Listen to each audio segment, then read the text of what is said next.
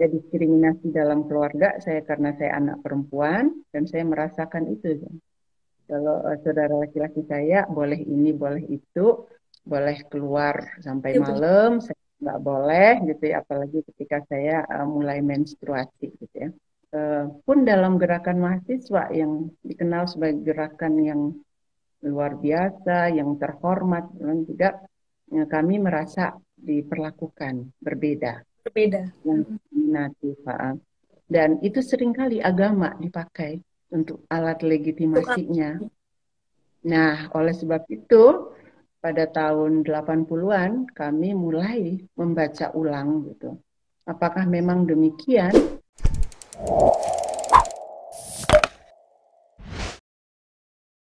Selamat malam kawan-kawan bercerita.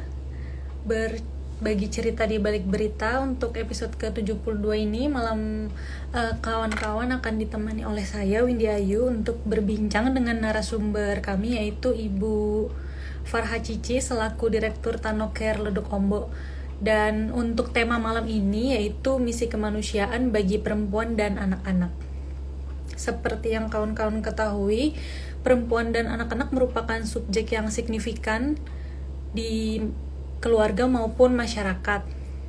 Upaya untuk merawat dan mengembangkan potensi kreatif serta mengasah karakteristik anak perlu dimulai dari pihak ibu selaku perempuan pertama dan juga utama bagi anak.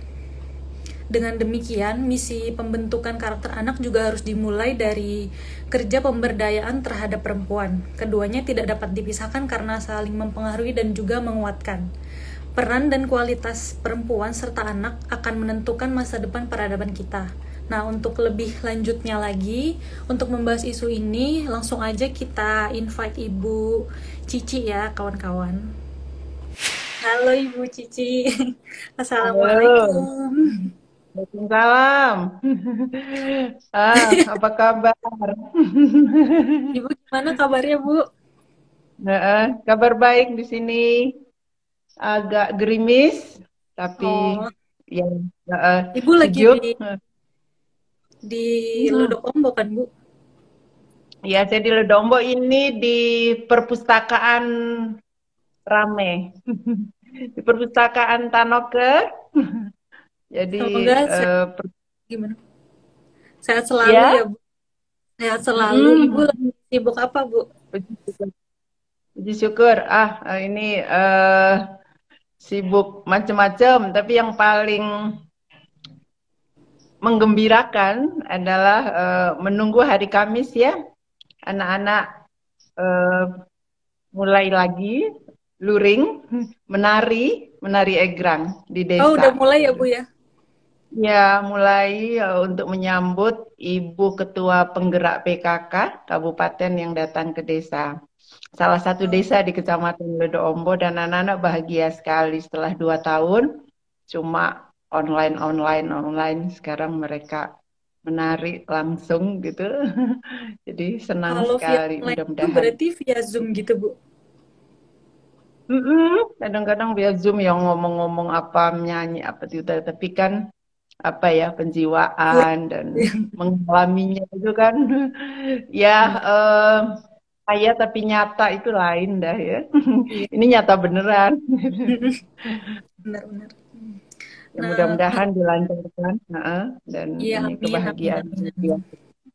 Semoga lancar ya, Bu, hari Kamis. Amin, amin. Anak-anak sangat menantikan hari H itu.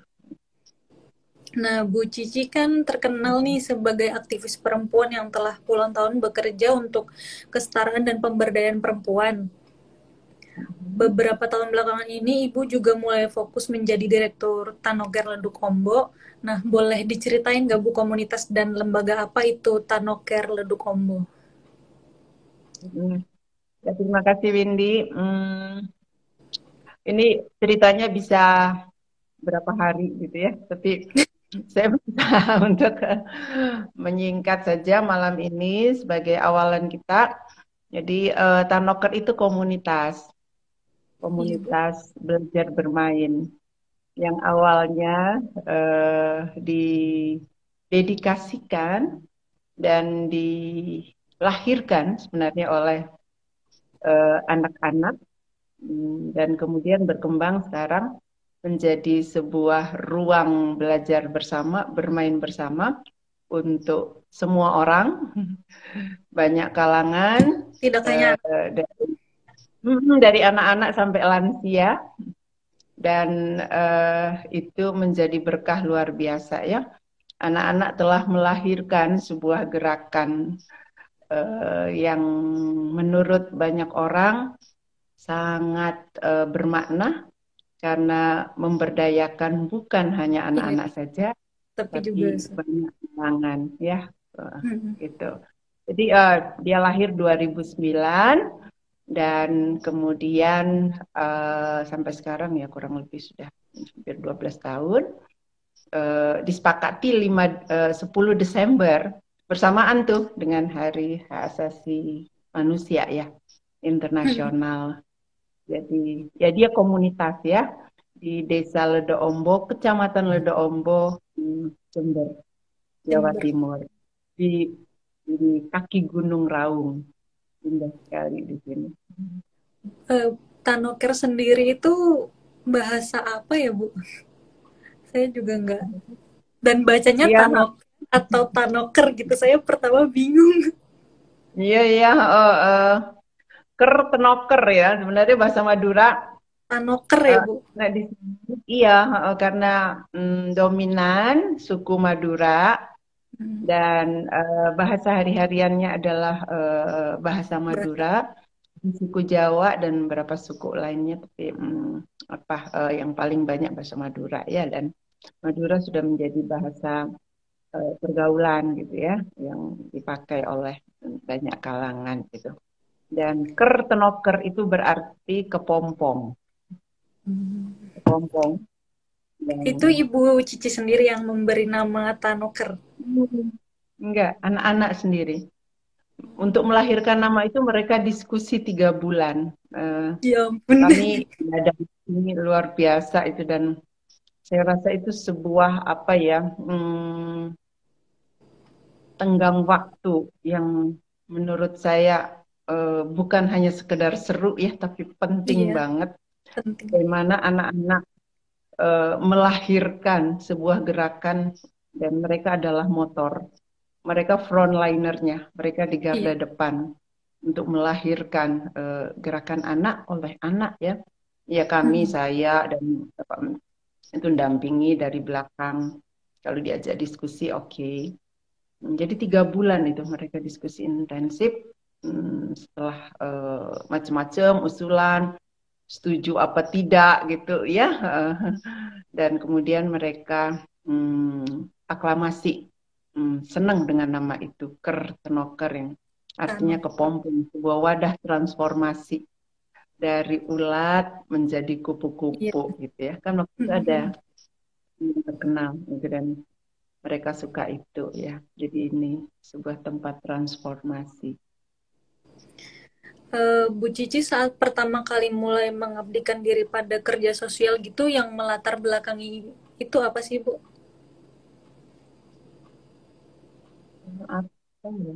Ini kalau dibilang, kalau orang-orang bilang mungkin keterpanggilan ya.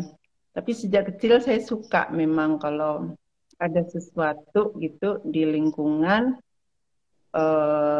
dan itu kelihatan kok kurang beres ya. Mulai dari kehidupan kawan gitu ya, Mm-mm. sampai hal-hal yang sifatnya sosial gitu. Jadi kata orang-orang mungkin gawan bayi. Jadi Apa itu, Bu? eh, Gawan bayi. bawaan bayi mungkin Oh, bawaan ya. bayi. Eh, Saya itu bahasa Jawa gitu.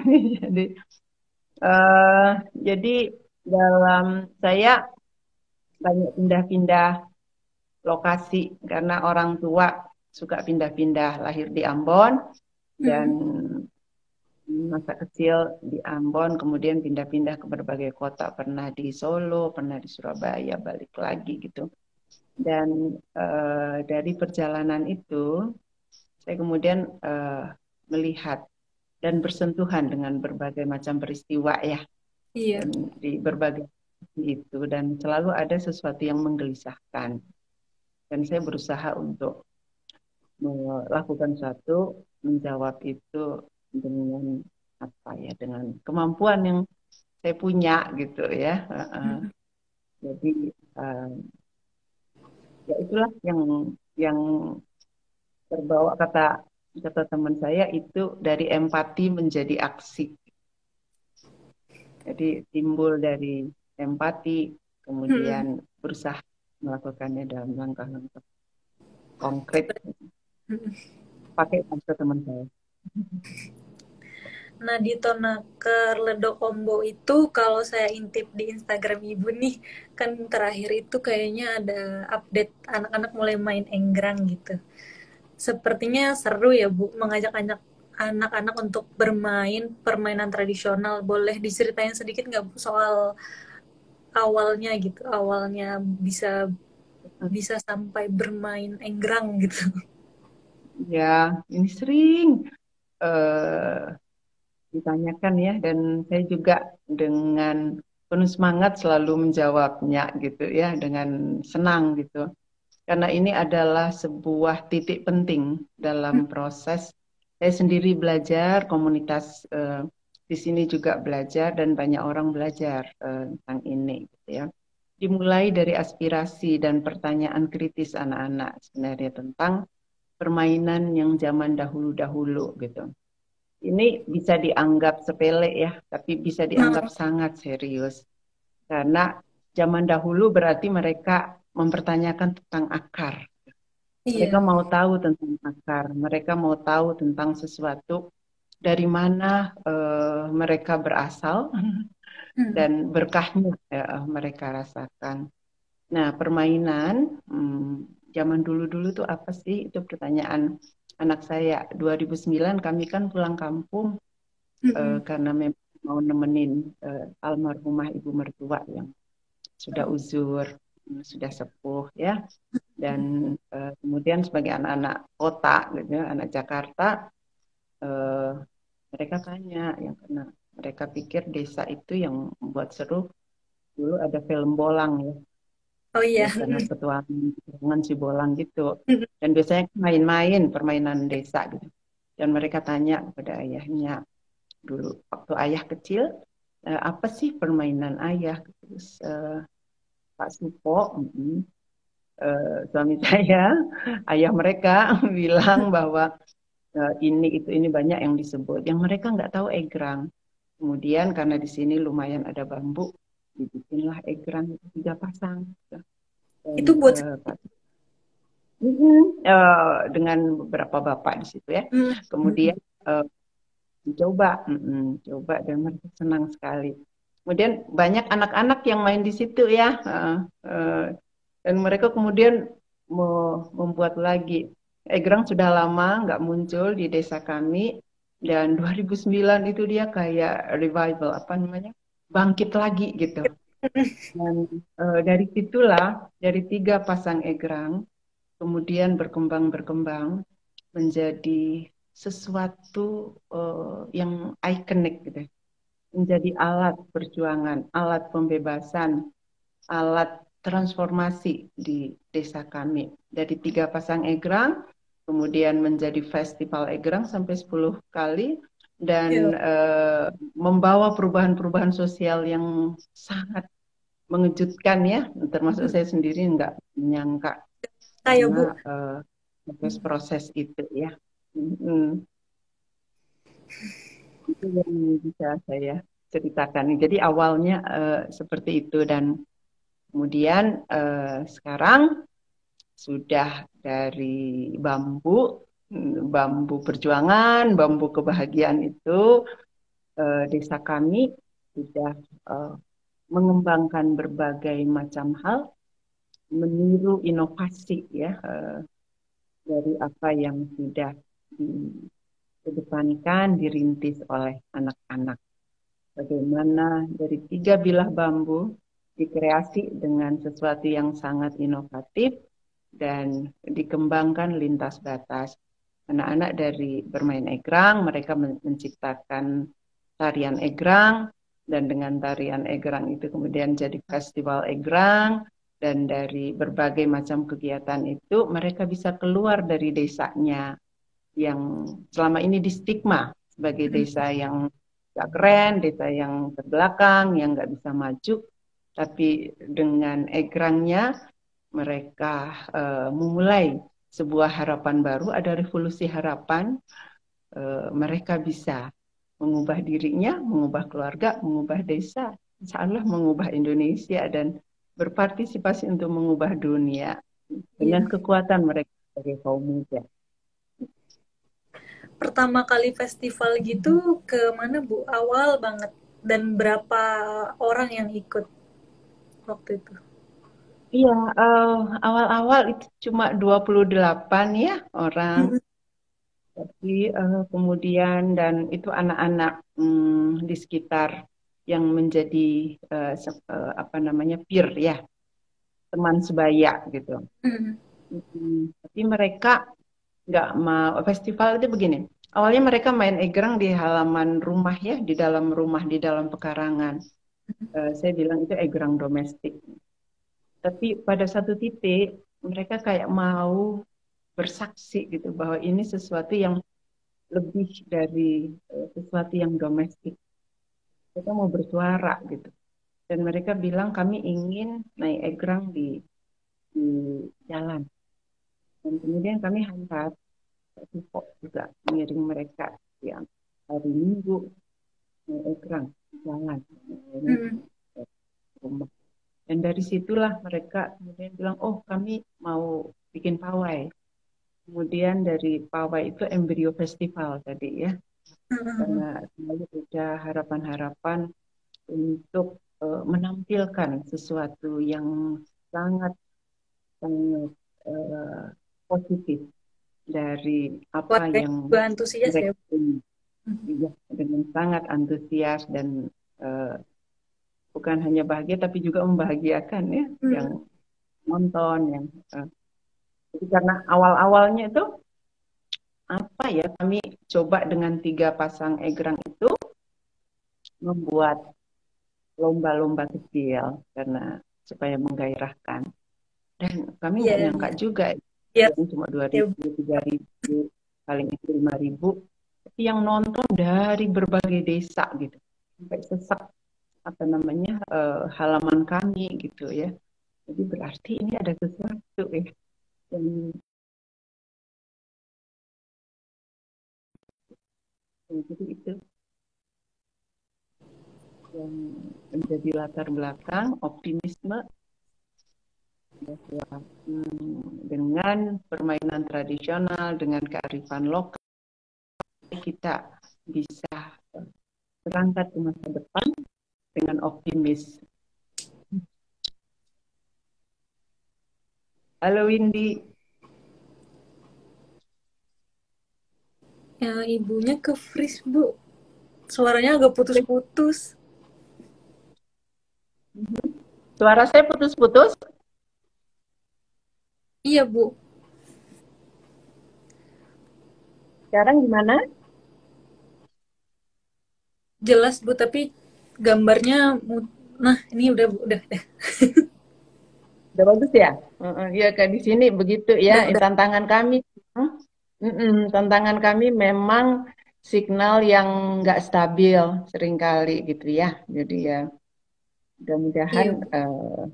depan kami sedang usahakan untuk walaupun di kaki Gunung Raung dan akses komunikasi ya di zaman sekarang mudah-mudahan bisa lebih Bisa, baik. iya. Nah, Bu, Ibu suara saya jelas nggak Bu? Jelas banget. Kalau suara Bindi jelas banget, gambarnya jelas banget, cantiknya Ibu. jelas banget. Nah, bagaimana sih Bu pandangan Bu Cici bahwa seorang perempuan itu harus selalu meningkatkan kualitas dan kapasitas diri karena punya tanggung jawab untuk mendidik anak sebagai garda masa depan Bu? Nah, ini yang apa poin yang penting ya menurut Ya. saya. Tapi Saya mau bilang bahwa tanggung jawab pengasuhan itu bukan hanya tanggung jawab ibu saja, tapi tanggung jawab bersama. Bukan hanya tanggung jawab bapak dan ibu saja, tapi juga tanggung jawab komunitas dan tanggung jawab bahkan sampai pemerintah gitu ya. Iya. Karena parenting itu bukan hanya isu privat, bukan sesuatu yang cuma domestik, tapi itu dia tuh sosial bahkan politik.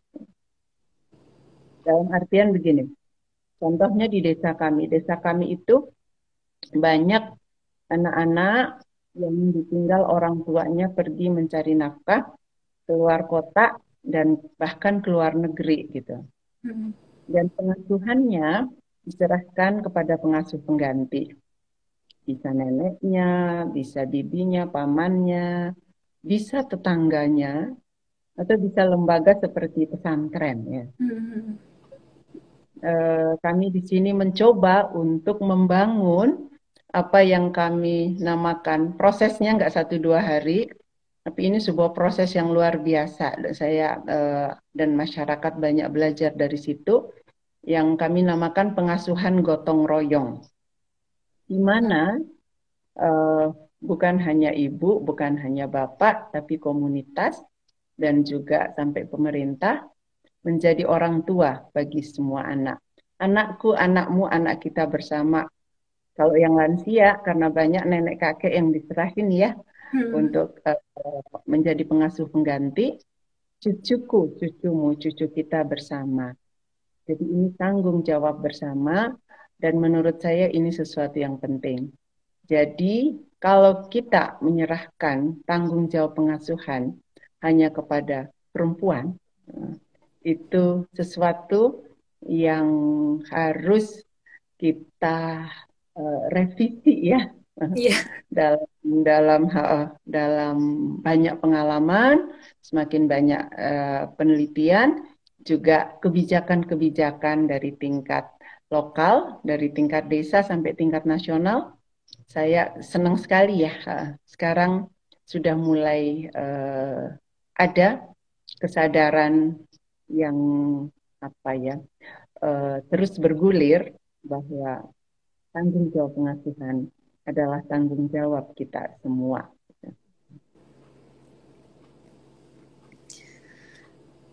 Dengan melakukan pemberdayaan perempuan dan anak-anak sekaligus nih Bu, apakah Bu Cici melihat kekurangan dalam gerakan aktivis perempuan yang selama ini hanya berfokus pada persoalan gender semata gitu Bu? Mm-mm. Saya rasa em, selalu ada usaha yang secara positif. Saya mau melihat ya bahwa apa yang kita lakukan bersama itu harus lebih baik dari hari-hari kemarin. Dan gerakan perempuan dan gerakan sosial pada umumnya juga negara belajar dari proses-proses, dari kegagalan-kegagalan, dari kesalahan-kesalahan, dan ini patut kita syukuri.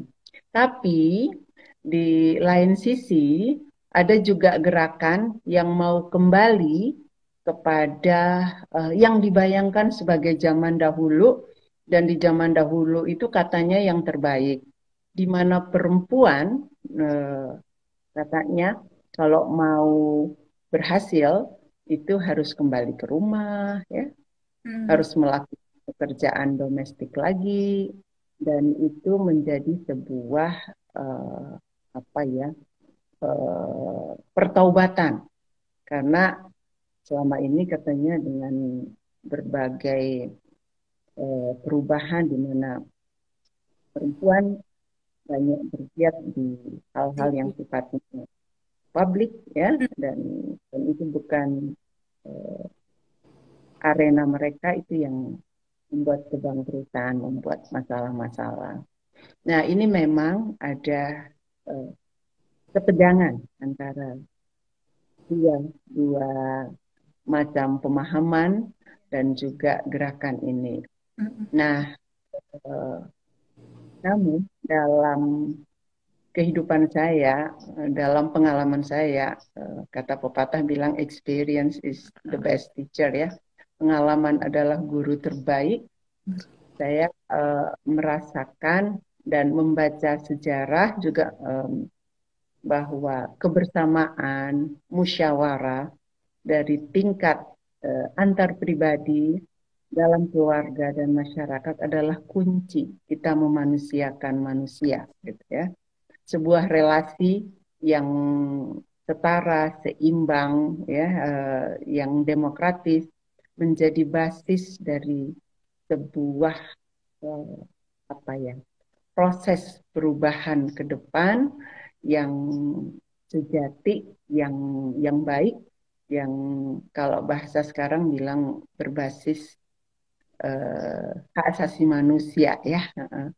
Dan saya dan komunitas Sanoker eh, berdiri pada pemahaman itu bahwa segala sesuatu marilah kita lakukan bersama dan dalam situasi yang demokratis pun dalam hal pengasuhan anak gitu ya, dalam berkeluarga, dalam urusan-urusan domestik dan Nah, selama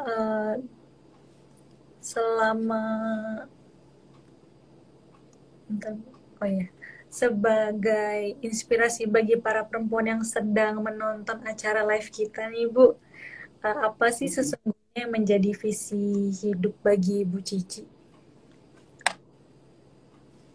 ya begini, saya apa ya belajar dari Egrang, belajar dari berbagai macam perjalanan hidup yang mulai melihat anak-anak, mulai melihat kenyataan dengan cara pandang yang lebih positif gitu. Kalau selama ini kita mungkin disituasikan kebiasaannya adalah dengan cara pandang yang cenderung negatif ya. Iya. Kalau orang melihat seorang gitu, misalnya ya anak pulang dari sekolah, dia ulangan ya, dia ujian. Yang kita tanya kepada mereka apa? Ini kebiasaan ya, kamu salah berapa? Iya Bu, bener. Bukan kamu benar berapa gitu. Dan, nah, itu mungkin salah satu hal yang merupakan cerminan dari eh, filsafat kehidupan kita itu ya, yang memandang sesuatu itu dari buruknya dulu, was-was kalau dalam bahasa agama bilang seudon ya, dalam kepercayaan Islam itu. Jadi eh, dari pengalaman itu, kami di sini coba untuk membangun sesuatu yang sebaliknya, mengacak anak sebagai subjek dengan kacamata yang positif, dan kami nemu setelah belajar ada yang namanya positive inquiry. Artinya memandang sesuatu secara positif, potensinya dulu gitu. Jadi kalau kita memandang sesuatu secara positif, potensinya dulu, akan kebuka potensi-potensi yang lain. Dan kita akan menciptakan sebuah ruang sejarah yang berbeda. Kalau seperti kebiasaan selama ini, kita memandang sesuatu itu problem, problem, problem. Makanya ada problem solving ya, sangat terkenal itu. Dan kalau kita memandang problem, akan lahir pintu-pintu problem, akan lahir problem lagi, dan kemudian kita berkubang problem-problem, tak berujung, unlimited problem itu ya. Nah, jadi kalau dengan shifting, dengan mengubah cara pandang kita, dan ide itu berkaki, kata almarhum cendekiawan Indonesia yang keren, Pak Sujatmoko, bilang ide itu berkaki ya. Mudah-mudahan dengan cara pandang itu berdasarkan pengalaman-pengalaman kita, termasuk pengalaman kami di Ledo Ombo, memandang anak dengan potensinya dan mengembangkan, membantu, mendampingi mereka mengembangkan potensinya, perubahan di desa kami yang 12 tahun yang lalu dianggap desa yang nggak ada apa-apa, gitu ya. Sekarang menjadi sesuatu, menjadi tempat belajar banyak orang, diapresiasi banyak orang, nasional bahkan internasional. Itu saya kira karena penghargaan kita kepada anak-anak dan kami sama-sama belajar untuk mengubah cara kami memandang kenyataan, gitu ya. Apresiatif inquiry, pandanglah sesuatu dari yang Sisi positif. positif. Nah, dalam kerja sosial yang dilakukan oleh Bu Cici selama ini kan misi kemanusiaan Ibu tuh menyasar kepada isu perempuan, keislaman, dan juga anak-anak ya Bu. Mengapa menurut Ibu tiga isu itu penting untuk diperjuangkan? Ya, saya berangkat dari pengalaman pribadi karena saya saat saya anak dan sebagai perempuan itu saya mengalami diskriminasi. Ya, diskriminasi dalam keluarga saya karena saya anak perempuan dan saya merasakan itu. Kalau saudara laki-laki saya boleh ini, boleh itu, boleh keluar sampai Ya benar. malam, saya nggak boleh gitu ya, apalagi ketika saya mulai menstruasi gitu ya. Jadi ada sesuatu yang diskriminatif dan saya nggak rela gitu ya. Kenapa? Karena saya perempuan, saya diperlakukan demikian dan kemudian itu berkembang dan dalam perkembangannya ketika saya mahasiswa dan masuk dalam gerakan mahasiswa, ternyata sebagai perempuan, bukan hanya perempuan kecil, bukan hanya remaja, perempuan dewasa pun dalam gerakan mahasiswa yang dikenal sebagai gerakan yang luar biasa, yang terhormat, dan juga kami merasa diperlakukan berbeda, Berbeda. yang diskriminatif. Dan itu seringkali agama dipakai untuk alat Untuk apa? legitimasinya. Nah, oleh sebab itu, pada tahun 80-an kami mulai membaca ulang gitu. Apakah memang demikian agama menempatkan perempuan bukan hanya saya dan kalangan misalnya kalangan pesantren ya, tapi teman-teman teolog ya, teman-teman dari berbagai macam agama ya, bahkan teman-teman yang katanya nggak percaya agama gitu ya. Kita duduk sama-sama dan mulai membaca eh, banyak kenyataan termasuk kenyataan yang kaitannya dengan religiositas.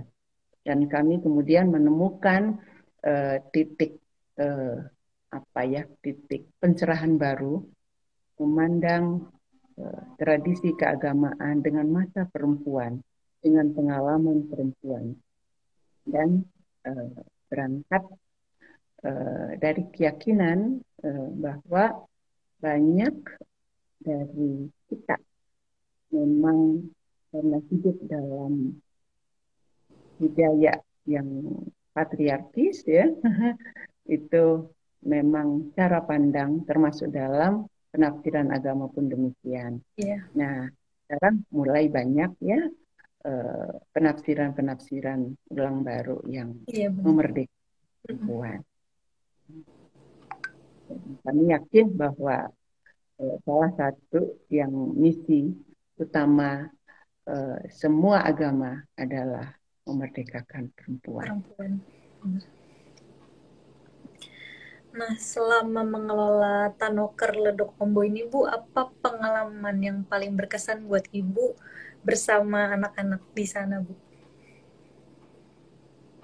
Ya, semua pengalaman itu punya kesan yang luar biasa ya, karena saya nggak membacanya satu persatu ya. Saya membacanya menjadi sebuah kumpulan yang menurut saya itu luar biasa.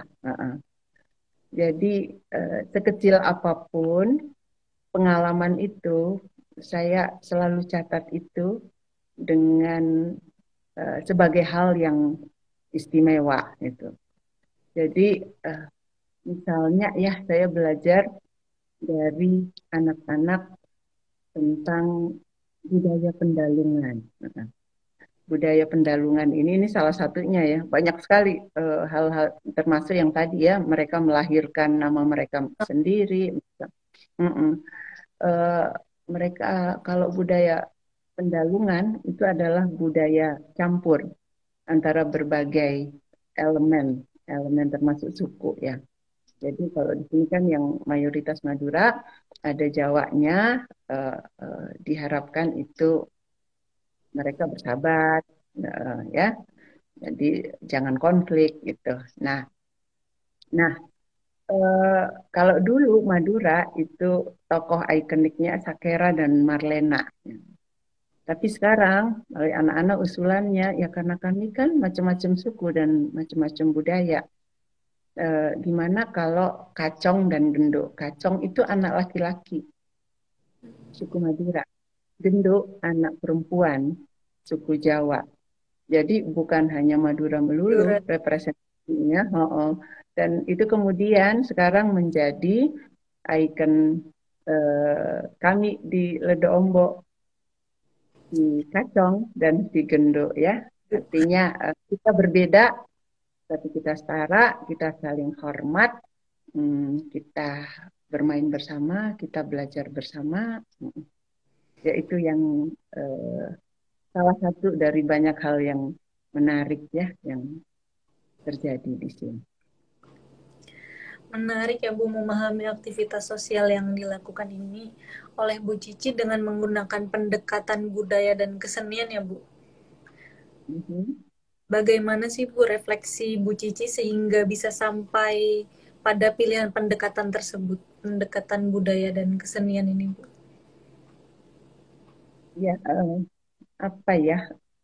Ini berangkat dari apa yang dimunculkan anak-anak tadi, yang dalam pembicaraan eh, kami ada me-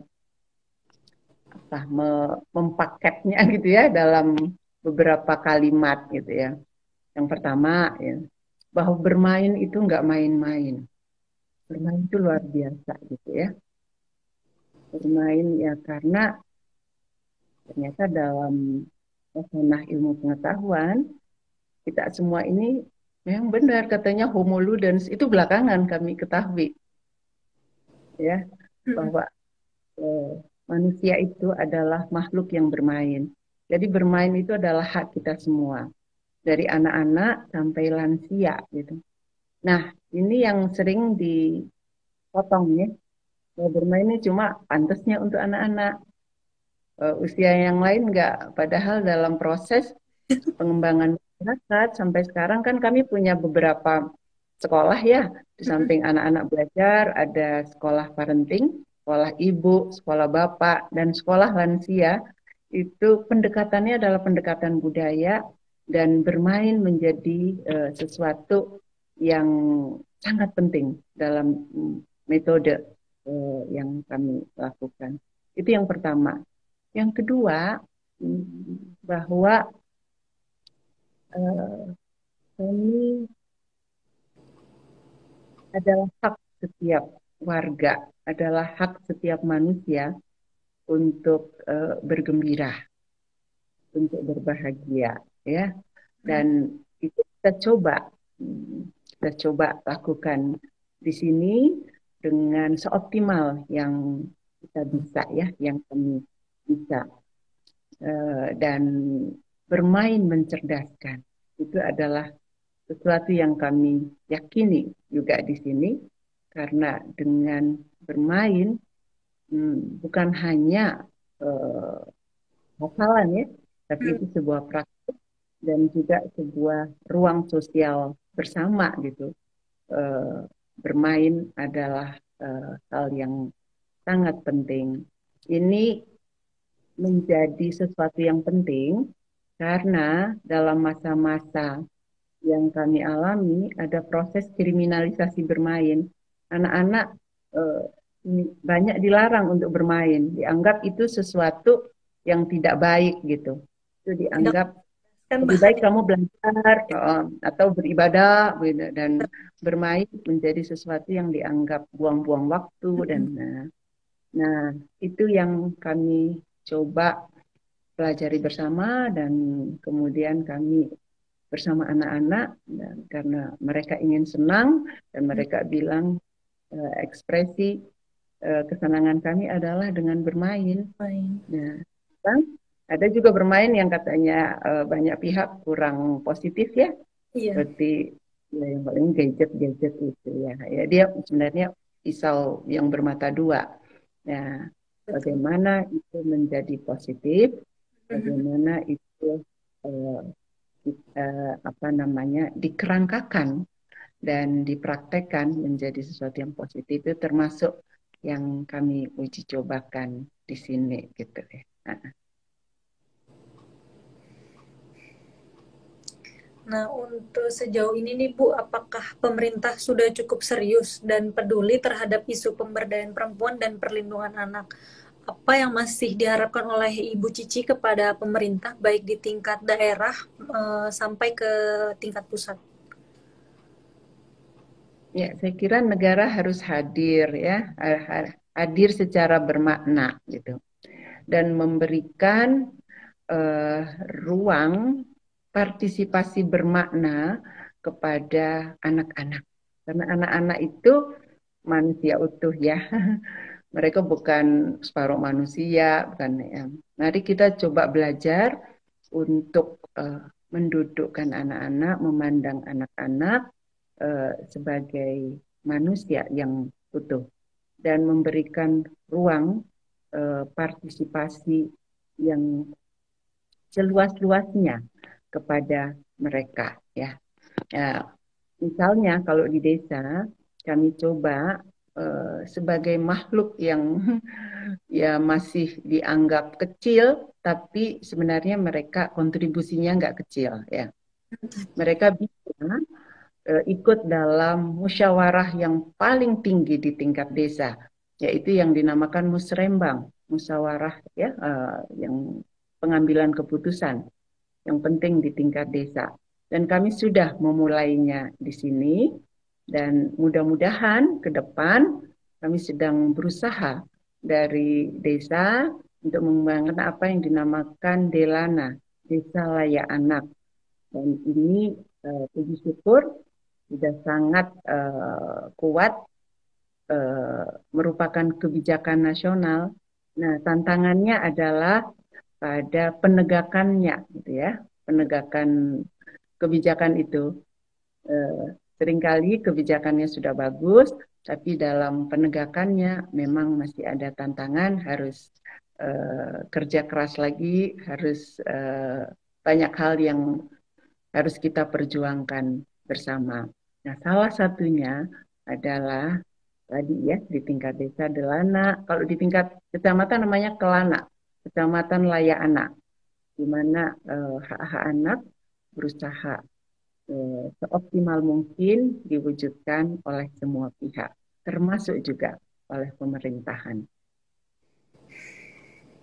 Saya nggak sabar nih Bu, pengen main ke sana. Ayo, mari.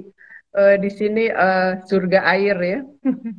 Dan kami punya beberapa destinasi wisata belajar perdamaian, Mbak Indi. Yang itu dimotori dan diinspirasi oleh gerakan anak.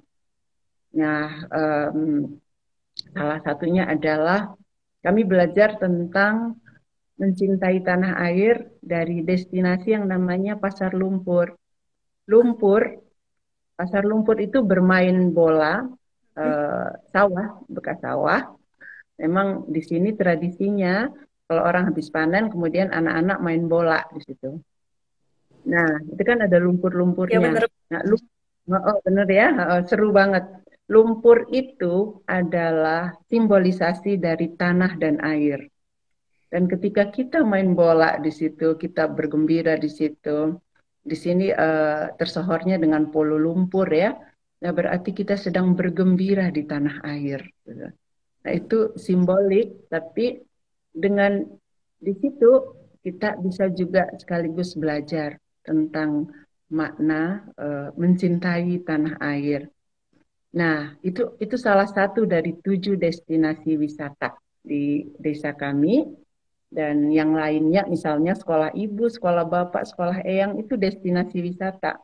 Jadi parenting di Hmm. desa kami itu bukan sesuatu yang apa ya, yang harus di kelas, lecturing aja ya, diskusi dan tapi melalui hal yang tadi saya ceritakan, melalui permainan, melalui makanan ya, food, peace food bukan fast food ya di sini. Peace Peaceful. food ya.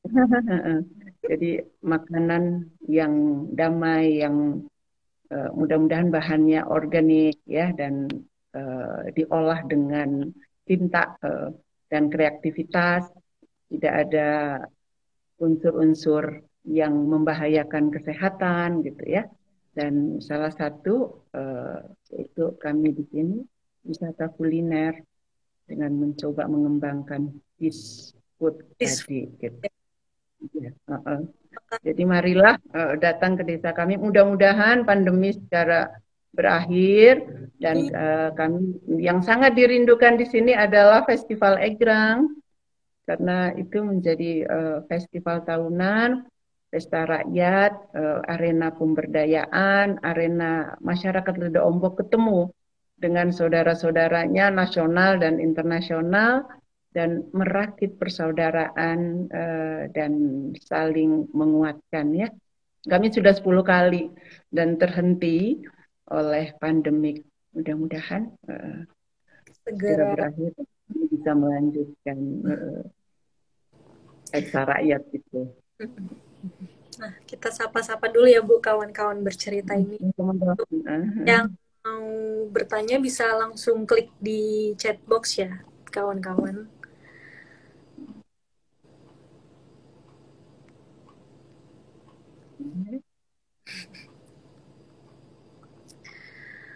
Tadi ada yang minta rekomendasi buku nih Bu untuk tema yang sesuai. Tema ini kan tentang misi kemanusiaan perempuan dan anak nih Bu. Apa nih Bu? Ini salah satunya ya. Bisa kunjungi website Tanoker www.tanoker.org dan di situ ada perpustakaan buletin, ada bahan bacaan yang kaitannya dengan parenting, dengan pengasuhan dan ada mudah-mudahan ada berbagai informasi menarik tentang perempuan, anak dan juga pengasuhan anak ya. Judul bukunya tadi apa ya Bu? Salah kebalik. Oh iya, kebalik memang pengasuhan gotong royong. Gotong royong, pengasuhan gotong royong. Pengasuhan gotong royong. Jadi yang tadi saya cerita, anakku, anakmu, anak kita, Cucu. cucumu, cucuku, cucu kita gitu. Jadi semua adalah bagian yang sangat kita perhatikan bersama dan kita cintai gitu. Ya karena ada orang-orang sini gitu. Kalau anak kita sendiri baik, sementara anak yang tetangga kurang baik, dan kalau bergaul bersama kan itu mereka berinteraksi dan bisa aja yang toksit itu ini ya. Jadi memang kalau kita mau baik bersama ya kita harus tanggung jawab bersama gitu dan berusaha untuk baik bersama. Iya. Buat teman-teman yang mau nanya bisa langsung di chat box ya teman-teman. Jadi saya lihat ada beberapa ini apa komentar juga di antaranya tentang apresiatif inquiry ya, melihat sesuatu secara positif. Iya.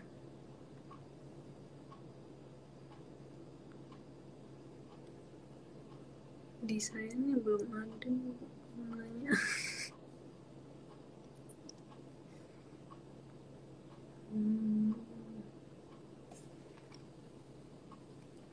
Kalau gitu kita Lanjut Saya ke kelihatan. berikutnya aja ya, Bu. Nah, kalau dari Bu Cici sendiri tuh gimana sih melihat karakter dan peran anak-anak generasi Z yang kelahiran 96 sampai 2010 ini dalam membentuk peradaban Indonesia yang lebih baik di masa depan, Bu? Ya, kita punya harapan yang besar sekali ya, karena 2045 katanya ada bonus demografi. Hmm. Itu kalau kaum mudanya usia yang katanya produktif, padahal semua orang sebenarnya produktif ya. Iya. Usia muda itu terbanyak dari hmm, apa, segi kependudukan gitu, dan itu diharapkan akan mendongkrak hal yang positif untuk negeri kita, untuk Indonesia. Nah, tantangannya adalah eh, di tahun-tahun belakangan, apalagi dengan COVID pandemik ini kan banyak hal ya yang kata orang ada degenerasi, karena hal-hal yang harusnya bisa, kalau dalam kacamata hidup normal, bukan new normal ya, Hmm. itu harusnya bisa dikembangkan, tapi terhenti, bahkan mundur karena tantangan COVID pandemik ini. Nah, itu adalah salah satunya yang menjadi PR kita bersama. Bagaimana membuka ruang-ruang untuk percepatan, akselerasi dengan pengalaman-pengalaman, eh, tantangan-tantangan luar biasa selama COVID pandemik ini. Kita tahu bahwa banyak kekerasan terhadap anak, ya, Iya. mulai dari proses-proses daring dan juga frustrasinya orang tua. Hmm. Apalagi di sini ya, yang orang tuanya migrasi dan harus pulang terpaksa, dan pulang membawa masalah, dan kemudian menularkan masalah itu di rumah. Dan itu bukan hanya di sini. Di mana-mana kita membaca bahwa tingkat kekerasan terhadap perempuan, ya, terhadap anak-anak juga ber, bertambah. Nah, tapi saya kira kita juga tadi yang seperti saya bilang, kita harus membaca juga dan mencoba untuk uh, melihat bahwa setiap orang, setiap komunitas itu kan punya potensi. Dan di balik tantangan-tantangan, problem itu pasti ada sesuatu yang lesson learn yang positif. Nah, bagaimana kita mengembangkan itu? Di masa ini lahir inovasi-inovasi yang luar biasa. Itu juga harus kita hitung gitu ya, dan dipopulerkan ketimbang eh, hal-hal yang bukan kecil ya, tapi itu ada, tapi kemudian dipopulerkan lebih daripada hal-hal yang positif, tapi ya itu kurang populer gitu. Jadi saya rasa pengalaman kita di sini, misalnya ya, Hmm. anak-anak di sini kembali melihat bahwa bercocok tanam adalah sesuatu yang bermakna. Bercocok tanam adalah masa depan, dan desa mungkin adalah masa depan kita. Karena mereka melihat dalam pandemi ini, kok banyak orang pulang ke desa ya, gitu. Hmm. Dan desa itu pangkuan gitu. Dia akan menerima apa saja yang suka dan duka gitu. Orang dari kota datang ya, dan kemudian mencari perlindungan sosial, politik, psikologis di desa gitu. Dan kemudian anak-anak mulai belajar.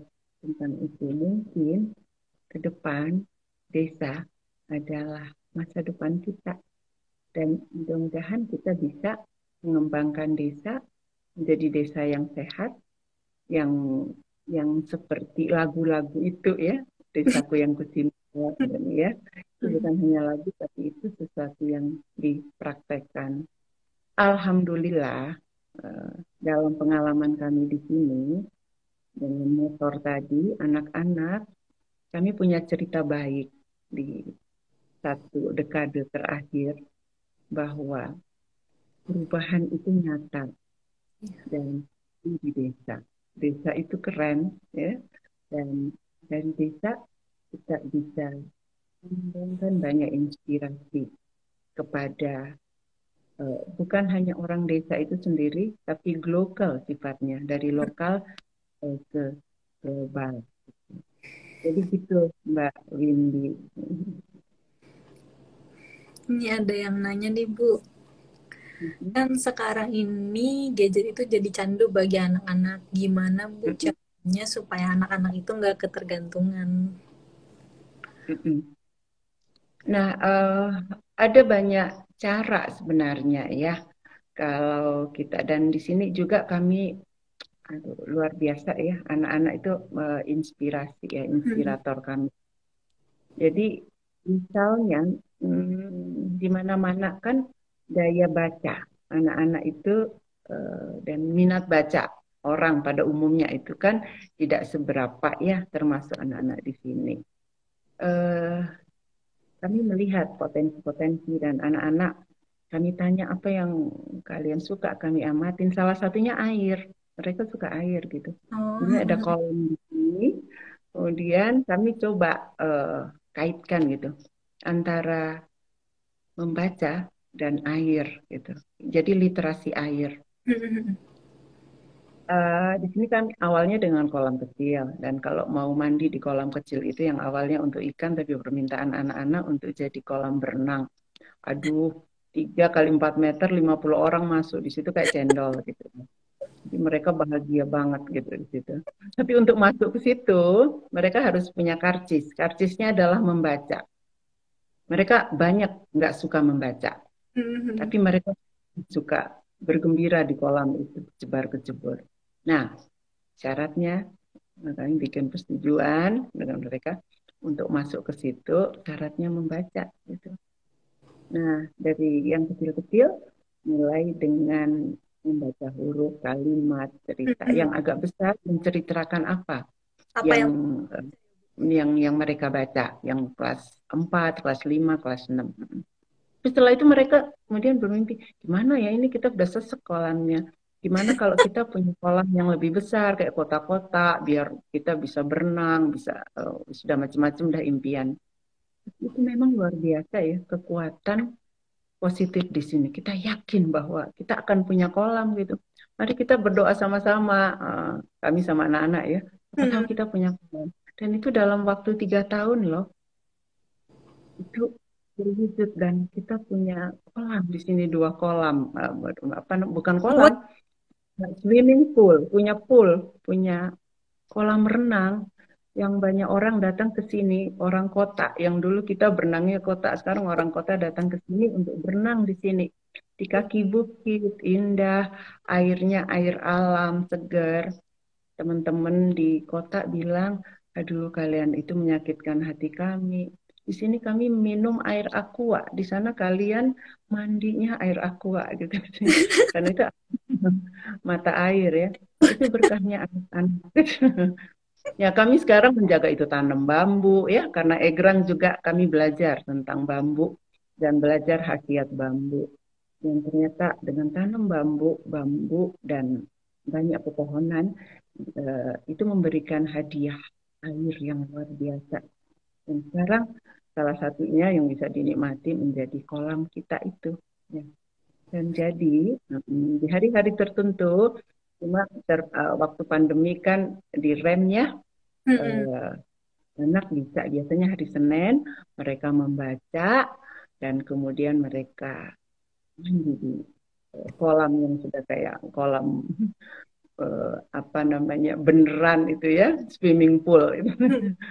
Itu eh, salah satunya ya, yang bagaimana. Dan dalam pembelajaran kami, pengamatan kami, air adalah kompetitor gadget.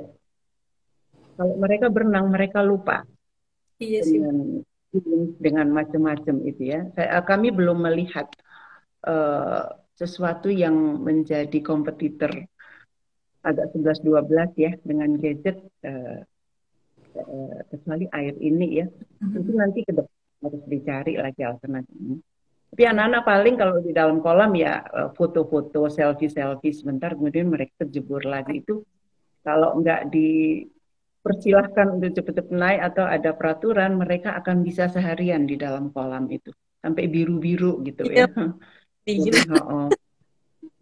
jadi itulah ya, sebenarnya ada bagaimana budaya baca, mereka meninggalkan kalau 3-4 jam itu kan sudah nggak dengan gadgetnya itu ya, 3-4 jam, dan mungkin juga dengan bacaan-bacaan yang eh, menginspirasi mereka untuk hal-hal yang positif, Mhm. itu sebenarnya bisa dilakukan bersama gitu ya. Itu salah satunya ya. Belum lagi egrang, banyak sekali hal-hal yang positif yang egrang juga menjadi alternatif selain yang gadget-gadget. Tapi gadget bukan berarti buruk semua ya, Iya. karena berinternet secara sehat itu juga membuka banyak hal yang memang kita perlukan untuk hari ini dan ke depan. Ya.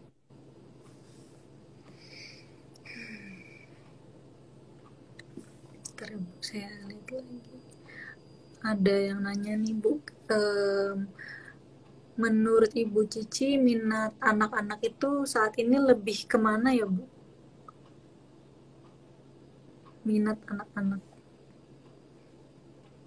Ya, itu eh, pertanyaan yang sangat luas ya, Ya. dan sangat sebenarnya tiap anak kalau ditanya pasti ada macam-macam yang ada di kepalanya, dan bisa juga berubah-ubah. Hari ini bilang apa, besok kalau dia ada inspirasi apa atau gitu ya, eh, berubah-ubah ya.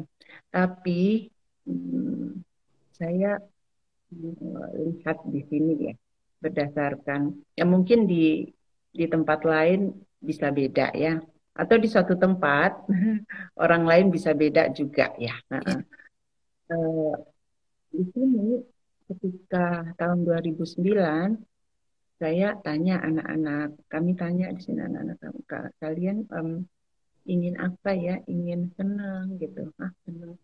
Senang tuh wujudnya apa? Kami ingin main tadi. Ya, karena sebenarnya mereka ingin ibu dan bapaknya pulang karena migrasi, dan mereka harus hidup dengan orang lain, walaupun nenek sendiri, tapi mereka tetap ingin ya hidup bersama bapak dan ibunya yang sedang pergi keluar kota atau keluar negeri untuk cari nafkah. Mhm. Nah, kemudian mereka bilang itu gitu. Kalau ibu dan bapak pulang ya kami ingin senang.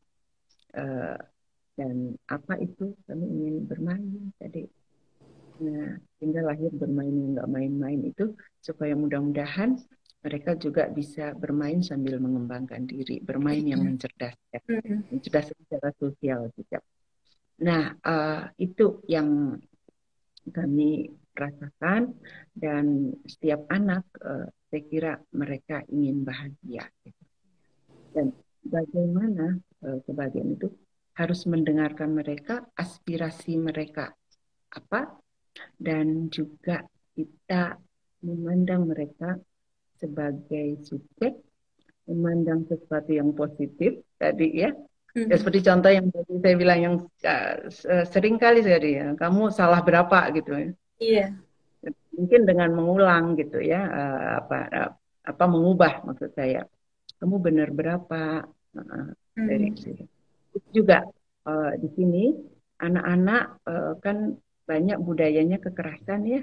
Anak-anak Iya. ditendang itu biasa ya, dikasarin biasa. Nah, para bapak di sekolah bapak mulai mulai belajar untuk memeluk anak, mulai belajar untuk bilang terima kasih kepada anak, mulai belajar apa ya bersama-sama dengan keluarga, masak bersama, makan bersama di dapur. Itu sesuatu yang mungkin tampak simpel, Iya, tapi tapi sangat membahagiakan anak dan bisa menciptakan sesuatu yang baru di dalam keluarga itu dan menjadi fondasi baru untuk menjadi tradisi baru gitu. Dan itu tak ternilai harganya ya iya. dari sesuatu yang kecil. Small is beautiful. Untuk hal-hal yang besar, kita mulai dari hal-hal yang kecil, yang dalam hubungan pribadi, dalam rumah tangga, dan kami bersyukur di sini kami punya eh, apa ya tradisi baru eh, gemar belajar, masyarakat yang gemar belajar, learning society. Mm. Wujudnya apa? Ibu-ibu mau lagi belajar, ada sekolah ibu yang semakin berkembang. Bapak-bapak mau lagi belajar, walaupun sudah capek dari sawah, dari ini mereka Mm. sambil ngaji, habis maghrib belajar lagi. Yang tadi, tentang bagaimana memeluk anak, nggak boleh ngasarin anak. Ini nanti berdampak negatif ya. Mereka Mm. belajar lagi parenting.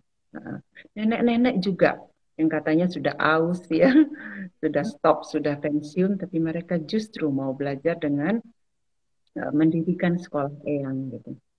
Jadi learning society masyarakat yang belajar itu sesuatu yang luar biasa dan insya Allah anak-anak dalam masyarakat yang belajar itu akan lebih menemukan kebahagiaannya karena hak-hak mereka, aspirasi mereka lebih disahut ya, Iya. lebih dijadikan sesuatu yang berharga untuk Mm. diwujud. Gitu. Kira-kira begitu, Cindy. Menarik Bu, saya benar-benar nggak tahu lagi mau apa. Datang ke sini, datang ke sini nanti saya kirimin foto-foto bikin ngeces. Termasuk juga eksperimen dengan makanan. Kami di sini punya tradisi apa yang namanya food of the month. Itu. Terhenti pas COVID pandemik ini. Hmm. Jadi ibu-ibu caranya mendapatkan sesuatu, meraih haknya itu dengan keahlian mereka. Salah satu keahlian ibu-ibu yang selama ini dianggap sesuatu yang nggak berharga atau yang biasa aja adalah memasak, memasak secara kreatif. Gitu. Mm. Jadi, food of the month adalah masakan unggulan bulan ini. Kumpulan ibu-ibu itu kemudian bergantian memasak dan kemudian pergi keliling. Kalau di desa pergi ke Pak Kepala Desa, pergi ke Pak Kapolsek, ke Mm. Dan Ramil ya, ke Pak Camat ya, ke tokoh-tokoh gitu sambil menceritakan apa eh, tentang peace food itu, tentang masakan cinta mulai dari perut katanya. Ini kebiasaan bulanan kan? Mm. Karena bulanan, bahkan mereka itu ditunggu. Pak Kades mikir nih, oh di bulan ini saya dapat hantaran apa lagi ya ibu-ibu.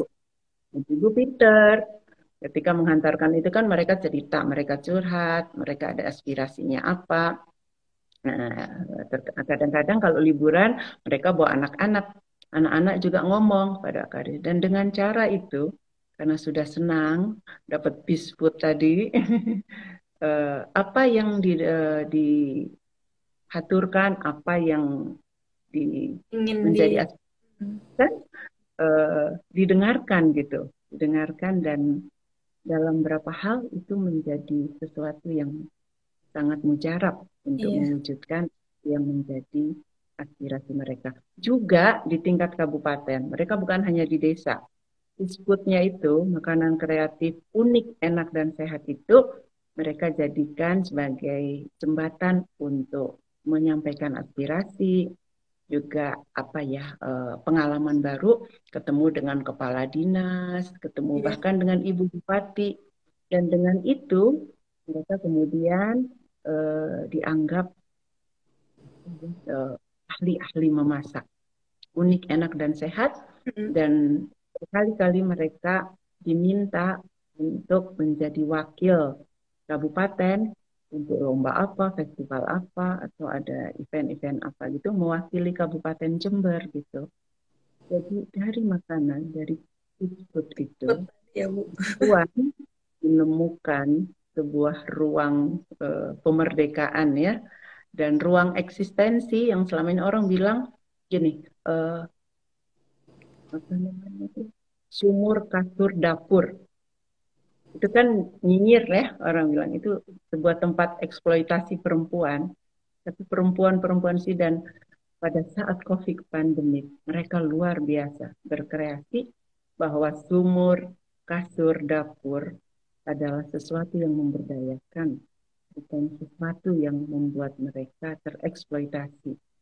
Saya hormat dengan usaha luar biasa mereka, dan ini bukan katanya-katanya, tapi ini sesuatu yang mereka wujudkan di masa COVID pandemik, ketika orang meratap, seperti itu, mereka tetap berkreasi dan menjadikan sumur, kasur, dapur, sekarang nandur, menjadi titik jungkit kebangkitan perempuan, kebangkitan anak, kebangkitan keluarga, kebangkitan desa. Mudah-mudahan itu sumbangan walaupun sedikit untuk kebangkitan Indonesia ya. Wah, nggak terasa nih Bu, udah lewat dari yang seharusnya. Aduh, ah, Kalau mohon gitu maaf. nggak apa-apa Bu, ini saya benar-benar menikmati lah. Kita sama-sama belajar ya. Terima kasih juga untuk pertanyaan-pertanyaannya. Karena di sini tuh kami ada nyanyian yang itu yang sangat terkenal sebenarnya. Belajar bersama-sama, kerja sama-sama. Semua orang itu guru. Bermain bersama-sama, kerja sama-sama. Semua orang itu guru, alam raya sekolahku, sejahteralah bangsaku. Bertanya sama-sama, itu juga berkarya sama-sama, kerja sama-sama, dan alam raya adalah sekolah kita gitu. Itu lagunya anak-anak yang menginspirasi sekali gitu. Nah, pertanyaan-pertanyaan teman-teman semua, karena terutama Windy ya, itu telah menjadi sebuah alat belajar kami dan inspirasi kami. Terima Dan kasih. saya juga kalau gitu boleh dong Bu sedikit closing statementnya sebelum talk show ini kita akhiri buat kawan-kawan bercerita. Ya, jika kita ingin lebih cepat lagi untuk lebih baik sebagai komunitas, sebagai bangsa, percayalah kepada kaum muda.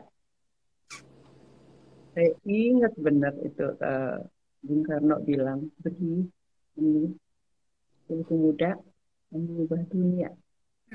Muda itu bayangannya mungkin anak muda yang belasan, tapi pengalaman kami di sini berilah kesempatan sedini mungkin kepada manusia-manusia kecil.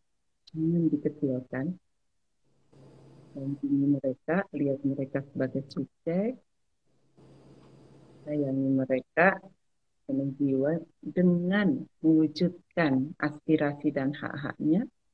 Mereka berkembang sebagai manusia yang bermartabat, dan perubahan akan terjadi lebih cepat lagi.